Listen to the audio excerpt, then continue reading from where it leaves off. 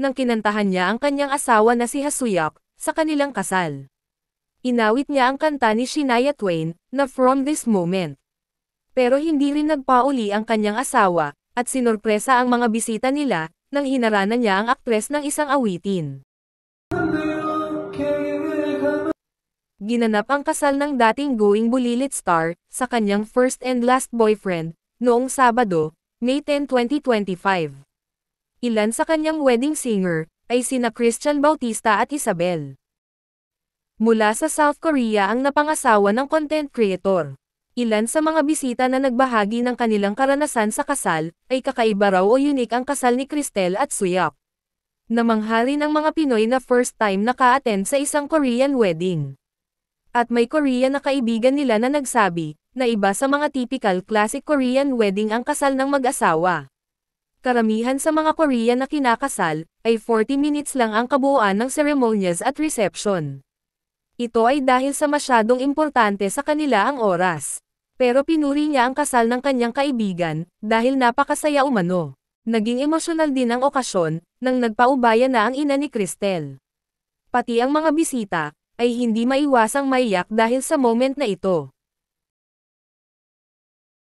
Pagkatapos ng kasal, ay maninirahan na si Cristel sa Korea. Pero sa mga tagahanga ng aktres, ay huwag mag-alala, dahil saad ng singer-actress ay babalik pa rin siya sa bansa, dahil ang kanyang pamilya, ang mama niya, negosyo at ilan sa trabaho niya ay nasa Pilipinas. Bilang isang aktres na milyon-milyon ang nagmamahal, ay tunay ngang isang magandang ehemplo si Cristel. Ito ay dahil sa kanyang prinsipyo sa buhay. Isa siyang halimbawa na tunay na dalagang Pilipina, na hindi basta na lang isunoko at ipreserba ang sarili para sa kanyang mapapangasawa. Sa edad na 29 years old unang nagka-boyfriend si Cristel, at si Seok naman ay 39 years old. Whirlwind marriage man ito sa paningin ng iba, pero para sa aktres ay God's perfect timing ito. Hindi nagka-boyfriend ang aktres sa kanyang early 20s dahil sa hindi pa raw siya handa, at hindi pa siya financially stable. Anya, ay ipinagdasal niya ang pagdating, ng kanyang the right one.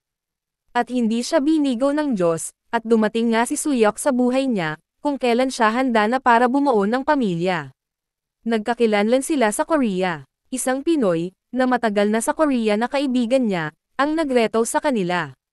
Sa unang date pa lang nila, ay nag-click na sila, nasundan pa ito ng ilang dates at the rest is history. Bilang patunay na nirerespeto at seryoso siya sa aktres, ay bumisita si Seok sa Pilipinas at kinilala ang pamilya ni Cristel. Nagpa-convert din si Seok sa INC para sa aktres. Pero ayon kay Cristel, ay hindi niya pinilit si Seok na magpa-convert. Ang saad niya ay dapat buong puso nitong tatanggapin ang paniniwala at hindi dahil lang sa requirement niya na pareho sila ng relihiyon. Pebrero ng 2024 na nagkakilala sila. Nobyembre sa parehong taon sila naging opisyal na magkasintahan. Pebrero ngayong taon 2025 nang propose si Seok at 3 buwan ang nakalipas ay kinasal na nga sila sa Seoul, Korea.